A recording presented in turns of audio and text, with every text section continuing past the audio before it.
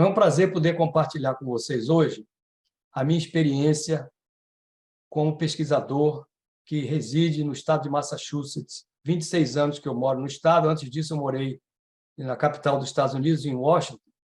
E, ao longo desses anos, particularmente em Massachusetts, e nos últimos 20 anos, em particular, eu venho me dedicando a estudar a saúde do imigrante brasileiro. E, ao longo desses anos, eu tive alguns aprendizados importantes que eu gostaria de transmitir para vocês como iluminação para uma discussão que a gente vem fazendo sobre a vulnerabilidade dos imigrantes que imigraram para o Brasil.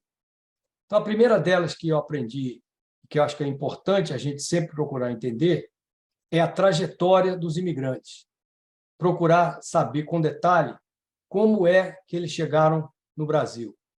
Não só de onde eles vieram em termos de país, mas de onde eles vieram em termos de cidade, se era área urbana, se era área rural, e os motivos pelos quais eles migraram para o Brasil. Porque o contexto da chamada expulsão dos imigrantes é muito importante para nós entendermos como é que ele chega no país hospedeiro. E que nós, em geral, consideramos isso como sendo um contexto de recepção. Então, conhecer com profundidade o contexto de expulsão e o contexto de recepção permite você entender o que é que o imigrante traz com ele, no seu próprio corpo, em termos de estresse, em termos de problemas que ele enfrentou, por que é que ele saiu do seu país e o que ele espera no país onde ele chega. No caso do Brasil, sendo eles da Venezuela, sendo eles da Bolívia, sendo eles do Haiti. No caso dos Estados Unidos, fundamentalmente, eu estudei os imigrantes brasileiros que vieram para cá. E, ao longo dos anos, ficou claro que a grande maioria desses imigrantes vem para cá buscando melhores condições de vida, seja para eles próprios, seja para a sua família. E não é só para a família que vem com eles ao longo dos anos, que às vezes eles vêm sozinhos, no início, sejam homens, sejam mulheres, uma parte da família fica no Brasil e, mais adiante, eles procuram acumular recursos para trazer o resto da família para os Estados Unidos. E esse processo de saída do Brasil e chegada aqui pode ser já muito traumático, dependendo de como eles cruzaram a fronteira, se eles tiveram que enfrentar deserto, se eles tiveram que enfrentar a polícia, se eles tiveram que pagar uma determinada quantia para os chamados coiotes, que são os traficantes de imigrantes, que trazem imigrantes da América Central e também do Brasil para cá.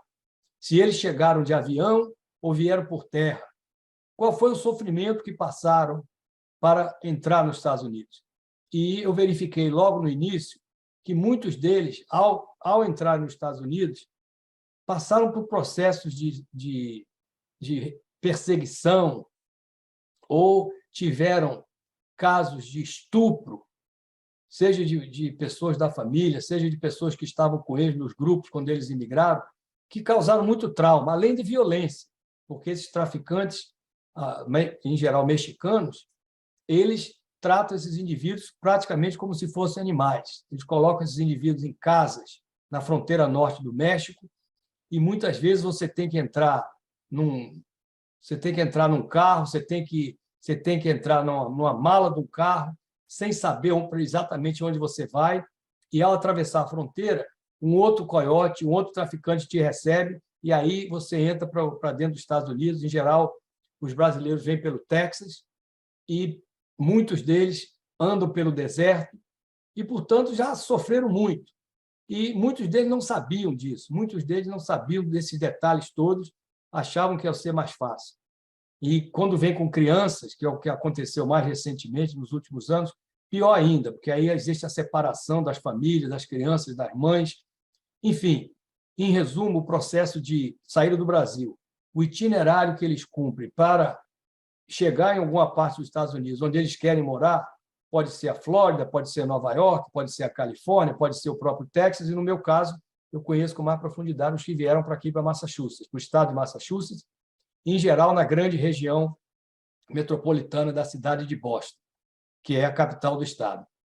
Então, o que a gente verifica é que, a partir desse processo de entrada nos Estados Unidos, o principal fator que eu encontrei nas entrevistas que eu fiz, e também eu sou imigrante, então eu vivenciei parte disso, embora eu não vi como imigrante indocumentado, eu vi como imigrante, não uso a palavra legalizado, mas tinha documento, tinha permissão, tinha visto para ficar nos Estados Unidos. Eu não vivenciei as dificuldades que a maioria dos imigrantes brasileiros aqui vive, que é não ter documento, não ter regularização. E como a maioria deles vem para cá para trabalhar, para buscar melhorar suas condições de vida, o trabalho é um elemento fundamental, é um fator fundamental que determina o que vai acontecer com a vida deles quando eles passam a viver nos Estados Unidos. Grande parte dos que chegam aqui pensam que vão ficar nos Estados Unidos por pouco período de tempo.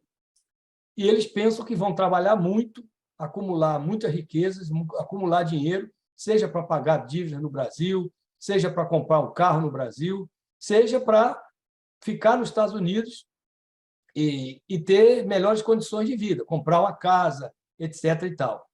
Mas aqueles que vêm para cá, a maioria deles não pensa que vai ficar nos Estados Unidos por um longo período de tempo. Então, eles se esforçam muito, num primeiro momento, em trabalhar muito para, a curto prazo, conseguir juntar algum dinheiro ou para enviar para a família, ou então para voltar para o país e comprar um negócio. Muitos deles fazem isso, voltam para o Brasil.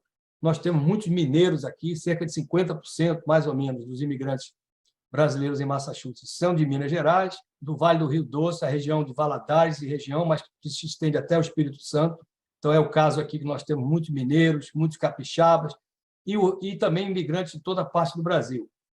E o que a gente verificou com os estudos que nós fizemos é que o trabalho é fundamental porque ele determina as condições de vida que os trabalhadores vão ter. No caso, os trabalhadores imigrantes brasileiros. Determina, em boa parte, o lazer que eles vão ter, e isso é fundamental para a gente entender se o trabalhador tem descanso, se tem férias, se tem condição de relaxar, porque muitos deles pensam que quanto mais trabalhar, melhor, e o que a gente verifica é que isso afeta a saúde deles ao longo dos anos. Embora, é claro, que como eles migraram para trabalhar, eles, em geral, são saudáveis. A grande parte dos imigrantes são saudáveis, porque os que não são saudáveis não conseguem fazer essas travessias e não conseguem sair do seu país de origem. Então, a tendência é que eles são força de trabalho com bastante energia, e o que a gente nota é que os empregos onde eles trabalham, no nosso caso aqui, seja construção civil para os homens, construção civil residencial, seja limpeza de casa para as mulheres, exige grande esforço. São trabalhos que exigem grande energia, dispêndio de energia, e eles gastam muito tempo trabalhando. E entre trabalhar, ir para casa e fazer as atividades domésticas, não sobra quase tempo para o lazer. Então, uma das coisas que eu verifiquei com as entrevistas que eu fiz é que eu sou médico sanitarista, como é que esses trabalhadores vão recuperar as energias e ser felizes? Porque, fundamentalmente, se espera que eles vão trabalhar para consumir alguma coisa e ter algum nível de felicidade. E o que a gente verificou é que eles tinham pouco espaço para lazer. E aí, uma das questões que ficou muito claro para mim é que, quando a gente diz que o imigrante é brasileiro, a gente pensa que eles pensam como brasileiros quando estão aqui. Mas não é bem assim. O imigrante tem uma forma de pensamento sobre a realidade e de convivência com o país para onde ele emigra, que é diferente do brasileiro que fica no Brasil. Isso ficou muito claro para mim em grupos focais que eu fiz com parte de trabalhadores, onde eles me disseram que, se eles de fato estivessem no Brasil, eles jamais trabalhariam tanto como eles trabalhavam aqui. O que significa dizer que eles se submetem a um grau de exploração e de quantidade de trabalho, de intensidade de trabalho, muito maior do que eles aceitariam no Brasil. Eles ganham mais dinheiro, com certeza, são capazes de juntar algum dinheiro, porém, se dão conta, ao longo do tempo, que eles também gastam muito dinheiro aqui, porque não é um país barato, não é uma cidade barata, não é um estado barato. Então, eles começam a perceber que não vão poupar tanto assim. Então, num primeiro momento, eles fazem um esforço grande, juntam bastante dinheiro, mas, ao longo dos anos, vai ficando claro que não vai sobrar tanto assim. Aqueles que ficam, que residem aqui por mais tempo, têm que lidar com a seguinte situação, que é outro ponto que eu gostaria de levantar para a discussão, que é a questão da integração. do imigrante na sociedade receptora. Até que ponto o imigrante passa a ser aceito pela sociedade receptora? Em que nível ele consegue ter uma convivência fraternal, ter carinho, ter solidariedade, ter redes de apoio? E aí o que se nota é que numa situação em que há racismo, em que há discriminação, em que há um interesse de setores da população nativa em culpar os imigrantes por qualquer crise econômica ou qualquer situação, às vezes de violência, que ocorre em determinadas cidades, eles usam muito, e aqui nos Estados Unidos ficou muito claro isso, os imigrantes como bodes expiatórios da crise econômica que o país vive. E o clima de recepção na sociedade onde eles vão determina muito a possibilidade do imigrante se integrar. E, portanto, a vulnerabilidade do imigrante na área da saúde também está relacionada a isso, a possibilidade que ele tem de conviver de uma maneira razoável com a população nativa. Isso significa capacidade de falar a língua, no caso aqui o inglês, capacidade de ter amigos que não sejam necessariamente brasileiros e que tenham uma rede mais ampla. Porém, muitos não conseguem fazer isso, e eles criam as suas próprias redes de brasileiros que convivem muito mais com brasileiros do que com a sociedade nativa, no caso, a sociedade americana. E isso vem gerando, já há alguns anos, a necessidade desses imigrantes se auto-organizarem, criarem organizações cujo objetivo é defender os direitos dos imigrantes, os direitos civis, os direitos políticos. E nós verificamos isso aqui em Massachusetts, que, ao longo dos anos, alguns brasileiros organizaram algumas organizações, uma muito dirigida para as mulheres, que se chama Grupo Mulher Brasileira, outros que se dirigiram mais aos assuntos de trabalho, e que, na época, por algum tempo, se chamou Grupo do Centro do Imigrante Brasileiro, depois passou a ser Centro do Trabalhador Brasileiro, com os quais, e principalmente com o Centro do Trabalhador Brasileiro, eu trabalhei e fiz as minhas pesquisas em parceria. E aí eu vou detalhar um pouco alguns aspectos dessas pesquisas para vocês entenderem como é que a saúde do brasileiro se manifesta. Primeiro, como eu já comentei, o trabalho é uma questão fundamental. Então, eu procurei entender como é que os trabalhadores se acidentavam ou adoeciam por conta do trabalho. Então, como eles trabalhavam em construção civil, eu aprendi logo que um dos problemas que eles tinham eram os acidentes muito comuns. A palavra acidente até equivocada, são as lesões que eles sofrem no trabalho, por conta de riscos de caráter elétrico, ou queda de escada, ou quando eles perdem equilíbrio, quedas, né? Também, ou quando eles têm algum objeto que os atinge na cabeça ou no corpo, como é comum em construção civil. Então, ficou claro que, para os homens, isso era um problema sério. Eu comecei a encontrar alguns casos, alguns que tinham caído de telhado, outros que tinham sofrido lesões sérias, traumáticas. Então, eu me dediquei a procurar ajudar esse Centro Trabalhador Brasileiro a criar um programa de educação do trabalhador brasileiro. E nós fizemos uma pesquisa bastante grande durante 5 anos, entre mais ou menos 2002 e 2007, e fizemos muito trabalho de campo. E aí foi que eu aprendi como é que a gente recruta, como é que a gente mantém um vínculo com a população brasileira a partir desse trabalho. E ficou muito claro que, para eu poder falar, discutir, conversar sobre o que eu queria, eu tinha que dar conta das necessidades e das preocupações fundamentais que eles tinham.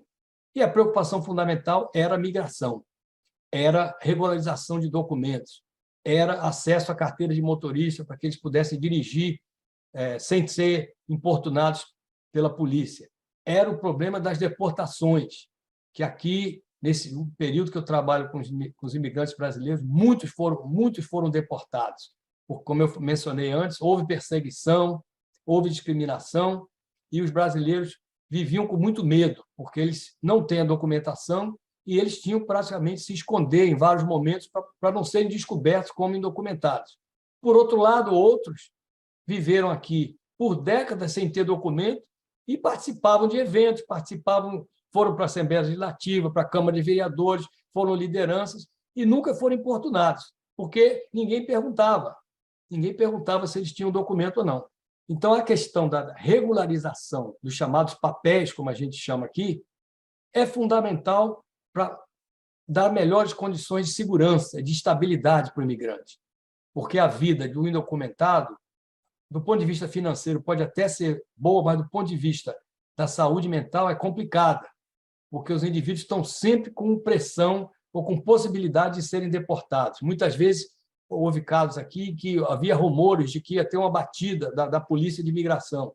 E aí era um corre-corre danado, porque, de fato, houve isso. Houve batidas que eles entravam em edifícios e deportavam praticamente todo mundo que eles descobriam que eram brasileiros. Então, tudo isso gera uma situação de instabilidade, de medo, e provavelmente é bastante claro para vocês que viver com medo por muito tempo não faz bem à saúde. Então, esse é um panorama que eu aprendi, que teve a ver também com as mulheres, que trabalham com limpeza de casa e, por interessante que seja, elas se dizem donas dos negócios.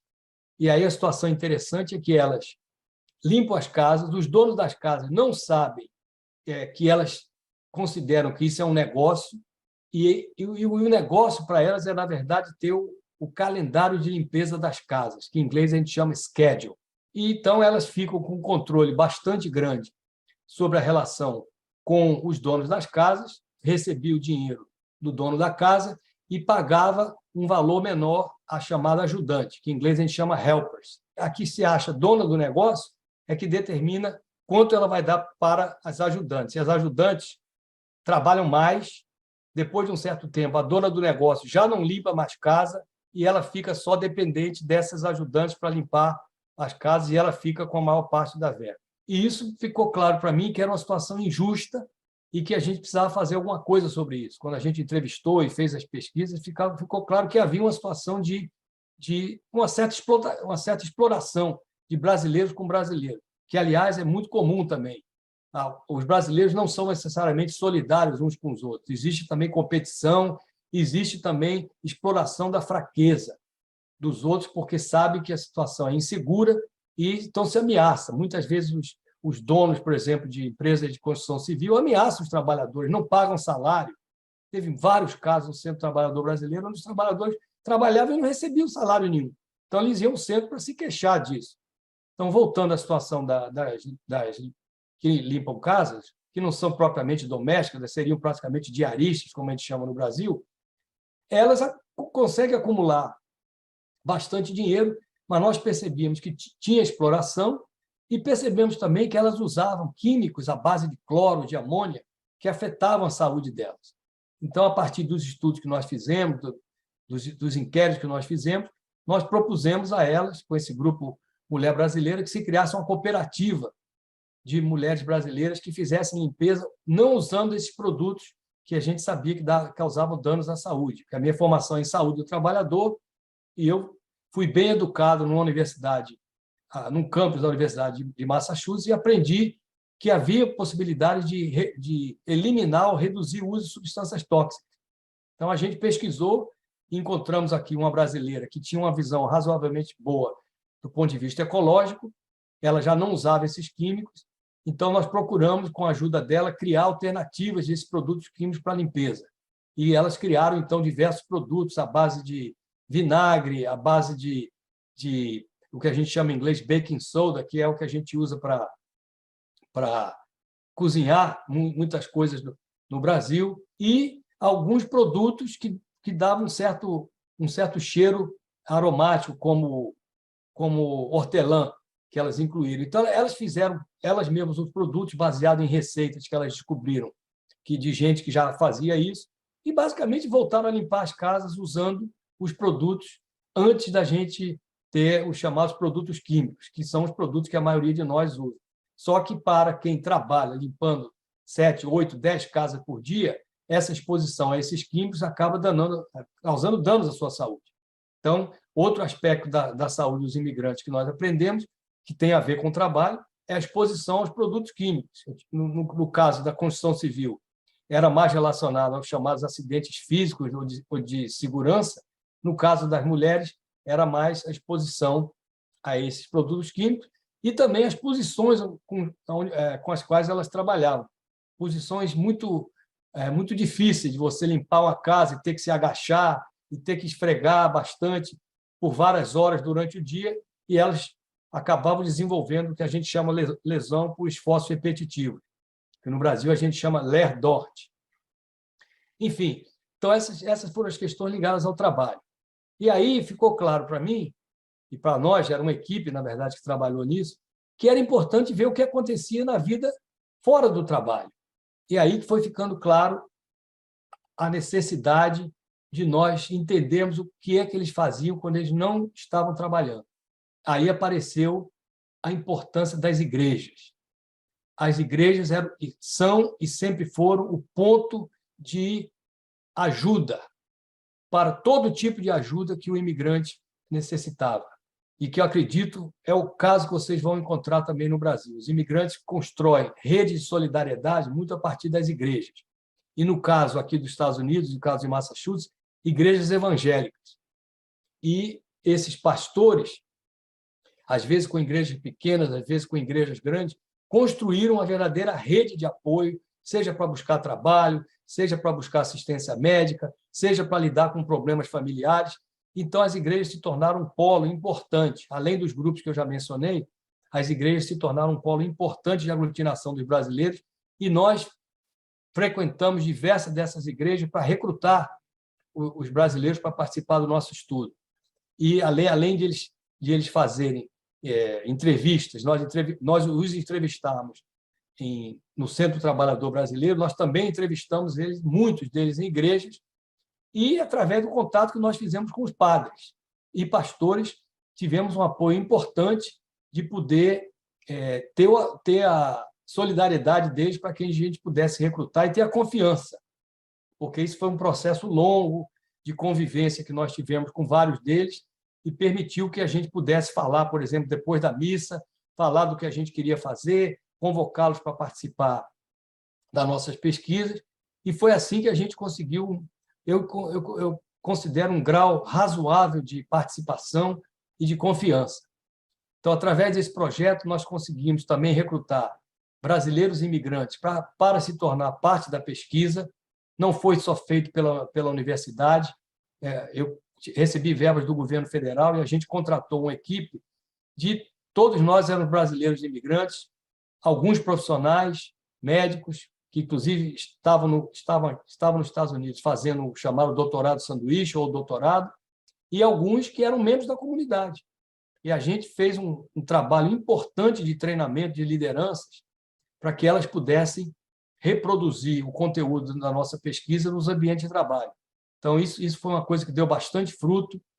A gente fez atividades artísticas, descobrimos um grupo de adolescentes que fizeram filmes, fizeram vídeos, nós fizemos peças teatrais, muito baseado no que eu aprendi no Brasil sobre educação popular. Então, nós usamos um pouco do Augusto Boal, um pouco do Paulo Freire, e fizemos algumas atividades com bastante participação, que levou a que esse tema de saúde do trabalhador passasse a ser uma conversa na população.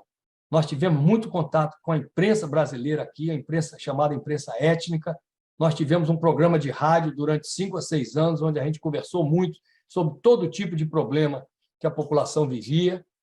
Escrevemos várias colunas de jornais brasileiros aqui. Até hoje eu escrevo colunas praticamente mensais ou bimensais para uma revista brasileira, mas escrevemos muito para jornal, e esse projeto se chamou Projeto Parceria.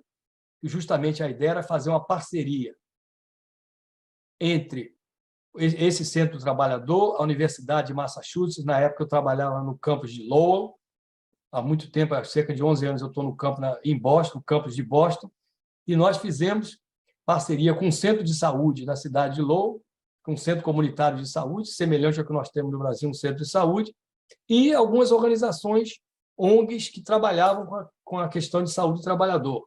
Então, nós fizemos parceria com a Secretaria de Saúde do Estado de Massachusetts também, produzindo materiais educativos sobre as exposições dos trabalhadores no ambiente de trabalho. E do que seria mais interessante agora para a discussão sobre a Covid é entender como é que a saúde do brasileiro se manifestou durante a Covid. Então, tudo isso que eu falei até agora é para dar um background a vocês, uma visão mais ou menos global da experiência que eu tive até o período da pandemia. Então, eu já tinha feito vários estudos tentando estudar alguns assuntos que foram considerados relevantes sobre a população brasileira. Então, além dos estudos sobre saúde do trabalhador, nós fizemos também alguns estudos sobre a caracterização demográfica da população, do ponto de vista educacional, socioeconômico, moradia. Então, ao longo dos anos, nós fizemos vários estudos sobre isso. E, quando chegou a pandemia, o que a gente verificou é exatamente a vulnerabilidade que o imigrante sofre quando ele não pode trabalhar. Porque nós tivemos aqui um período de quarentena, esses trabalhos, tanto de limpeza de casa quanto de construção civil, e além de muitos outros onde os brasileiros trabalham. Esses são os dois principais, mas hoje em dia, depois de algumas décadas de imigração nos Estados Unidos, em Massachusetts também, os brasileiros trabalham em muitos trabalhos.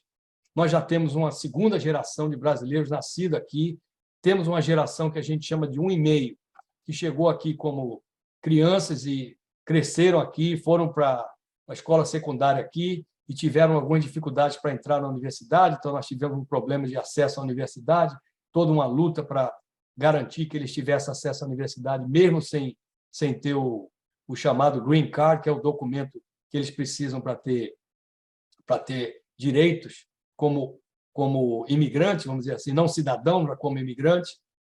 E o que a gente verificou durante a pandemia é que os trabalhadores brasileiros ficaram sem poder trabalhar por vários meses. E aí o que nós verificamos foi fome, dificuldades grandes de sobrevivência. Nós já temos aqui há muito tempo, se você perguntar aos brasileiros que têm experiência na população brasileira, quais são os principais problemas de saúde, a doença mental aparece como número 1, fundamentalmente depressão, mas também ansiedade. E aqui, aquilo que eu mencionei antes, um estresse muito constante, permanente, pelo tipo de vida que eles levam aqui, de adaptação, de aculturação à sociedade dos Estados Unidos. E o que a gente aprendeu com a pandemia, na verdade, foi uma exacerbação, como todo mundo sempre falou, que durante a pandemia os problemas econômicos e sociais se agravaram. E com os brasileiros foi a mesma coisa. Nós tivemos fome, nós tivemos desemprego, nós tivemos muita dificuldade de sobrevivência. E, felizmente, nós temos alguns grupos aqui em Massachusetts, como o Centro do Trabalhador Brasileiro, que organizou parceria com outros grupos de imigrantes, com verbas da cidade de Boston, para fornecer cestas básicas para os imigrantes brasileiros. E foram milhares de cestas básicas que foram dadas, e ficou claro que a situação era bastante séria e, portanto, a vulnerabilidade dos imigrantes brasileiros ficou bastante caracterizada. Eles tinham acesso a serviços de saúde limitado antes da pandemia, devido ao fato de não terem o chamado Green Card, que permite algum direito de acesso a serviços de saúde. E o que nós vimos durante a pandemia é um agravamento da situação anterior, onde as mulheres e as crianças têm algum grau de atendimento, porque a lei americana permite isso, a lei no Estado permite isso, e os homens deixam sempre para o último momento, só quando for muito grave. E, em geral, aparecem nas emergências, quando não são situações de emergência, ou não eram situações de emergência. E, durante a Covid, com o agravamento do atendimento que nós tivemos aqui, a falta de recursos, de leitos, isso se agravou muito. A dificuldade de se isolar, seja em casa, seja porque eles tiveram acesso, tiveram exposições no ambiente de trabalho, no transporte, e com dificuldade de se isolar em casa, devido ao fato de os locais onde eles moram, a residência onde eles moram, não terem suficiente espaço para isolamento, fez com que o vírus se espalhasse desde o trabalho até a casa e da casa para o trabalho. Difícil dizer onde foi que houve maior exposição, mas, com certeza, nos dois ambientes isso ocorreu.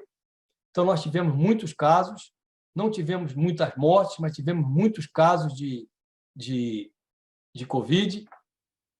E a vulnerabilidade, então, que já existia nos níveis que eu mencionei antes, se agravaram. A atenção à saúde ficou agravada não só pelo fato de eles serem imigrantes, mas pelo fato também de eles terem sofrido, eu uso a palavra sofrer porque, de fato, é disso que se trata, a influência negativa das fake news, que vieram do Brasil e que vieram também de outras partes, de outras comunidades imigrantes, e os brasileiros ouviram muito esse tipo de informação, que a vacina não era perigosa, que havia remédios como a cloroquina, e no Brasil outros remédios também que se falou muito, que seriam importantes, seriam úteis para combater o vírus. Mas, felizmente, por outro lado, a nossa tradição de ter acesso a vacinas no Brasil fez com que muitos brasileiros, assim que a vacina ficou disponível, ou as vacinas ficaram disponíveis, fossem vacinados. Então, comparado com outros grupos imigrantes, os brasileiros até que relativamente tiveram um índice de vacinação maior. Os outros problemas que os imigrantes enfrentaram têm a ver com a má condução da pandemia, de controle da pandemia que nós vivemos nos Estados Unidos. A falta de testes, a falta de máscaras, a falta de compreensão de como a doença se transmitia, o que não levou os ambientes de trabalho a melhorar a sua ventilação. Então, os brasileiros sofreram como outros grupos, porém, os imigrantes sofreram mais por conta das vulnerabilidades que eles já tinham em relação ao trabalho, em relação à moradia, em relação à sobrevivência, que se eles não fossem trabalhar, eles não tinham nenhum apoio do Estado, nenhuma verba para receber. Então, o governo dos Estados Unidos deu auxílio durante a pandemia, mas os imigrantes não receberam, porque eles não eram documentados. Então, um exemplo claro de uma vulnerabilidade essencial relacionada com o fato de ser imigrante documentado. O dinheiro que foi dado, de certa forma, ajudou a que as pessoas conseguissem sobreviver durante, principalmente, o ano de 2020, mas os brasileiros não conseguiram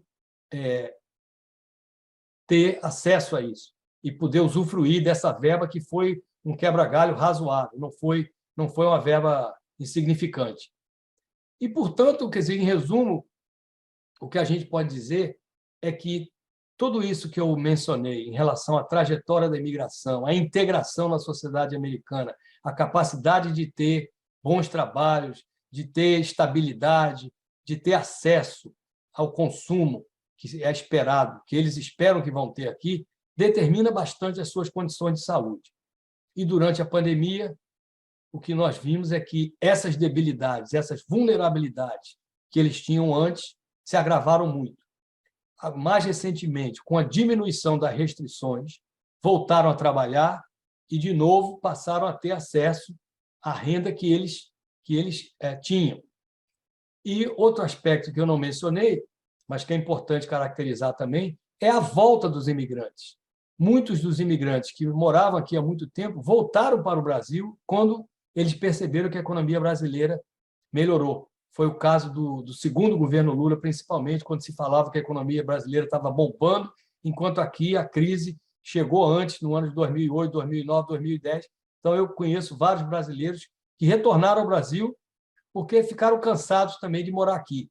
Sentiam saudade de muitos aspectos da nossa cultura, que é outro aspecto fundamental também para a saúde, é a convivência com a cultura brasileira, a convivência com a comida brasileira, a possibilidade de ir e voltar, que muitos deles não tinham, porque não tem documento, então não dá para sair dos Estados Unidos. Então, com a situação melhorando no Brasil, muitos deles resolveram voltar, inclusive os que tinham documento, o que revela para mim que esses chegaram à conclusão que eles já tinham acumulado suficiente dinheiro, suficiente renda para poder voltar ao Brasil, comprar apartamento, comprar residência, que muitos fizeram isso.